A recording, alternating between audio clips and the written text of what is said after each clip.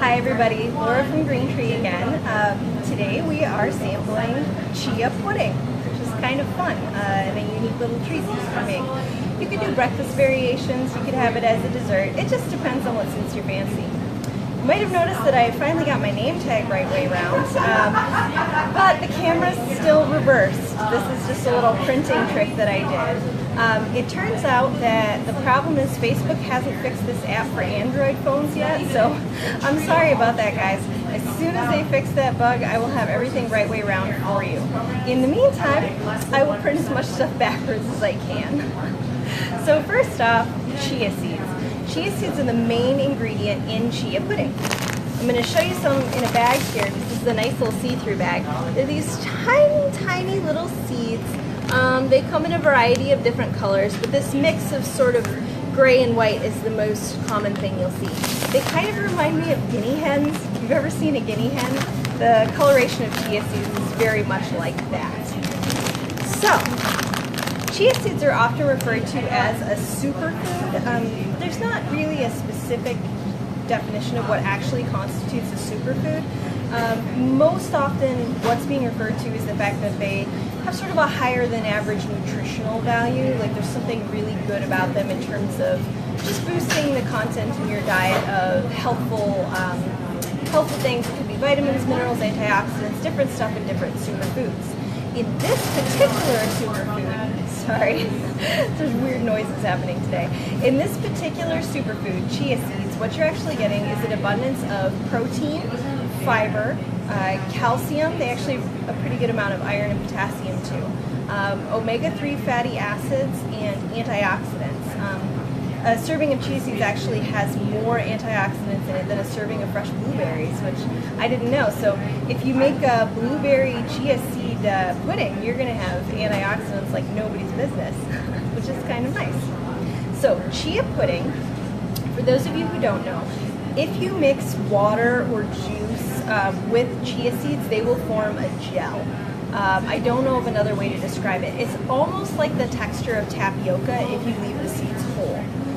Chia seeds are easier to digest whole than flax, so you can use the whole seeds. They also, well, I'll just show you. So you can also use liquids like coconut milk, and you'll get this lovely little sort of distributed pattern where the chia seeds develop a jelly around them, they soak up the liquid, and then you get something that's actually the texture of pudding. Now, these have not been blended. I left the seeds whole so people could kind of check out the texture. This is a matcha flavored pudding right here. So it's got that clean green tea taste. You could put fresh fruit on it. I actually kind of want to try it with chocolate chips myself. But it forms this pudding texture. If you want it to be really nice and smooth and have a texture more like a traditional dairy pudding, you would just put all these ingredients together and blend them smooth in the blender instead of just mixing them like I've done. For the basic chia seed pudding, you want to get 1 cup of, I used unsweetened coconut milk, but you could use regular milk or a different type of non-dairy milk. You need a 1/4 cup of chia seeds, a couple tablespoons of maple syrup or honey, whichever you like. You can kind of tweak that to taste, but I use 2 tablespoons as the basic measurement. And a 1/4 teaspoon of vanilla extract. You could also probably use a 1/2 teaspoon if you wanted like a straight vanilla flavor, but that's your basic recipe. From there, you can go ahead and add all sorts of interesting add-ins, whatever kind of appeals to you on any given day. So besides the matcha, I also made cinnamon tahini, which just has kind of a beige color.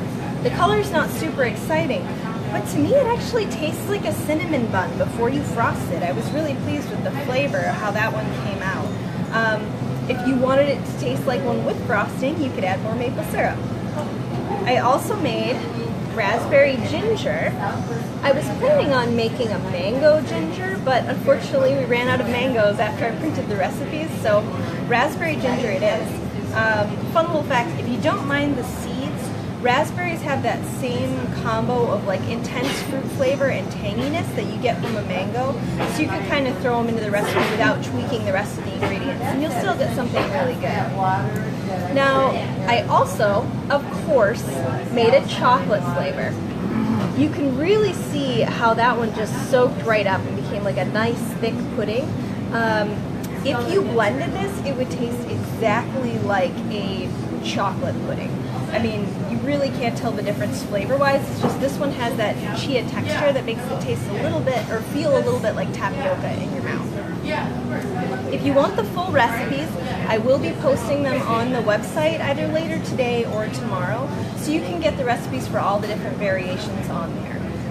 If you have any questions other than that, you can feel free to post them in the comments. And also, if you're watching this and you have any ideas of what you'd like to see us demo in the future, what kind of recipes you'd want me to do, or any foods that you're really wondering about, go ahead and put that in the comments and I'll take a look at it when I'm making my March schedule. So there you go, that's what we've got today, 4 different kinds of chia pudding. I hope that you found it interesting, and we'll see you in to taste them. Have a nice night. Bye.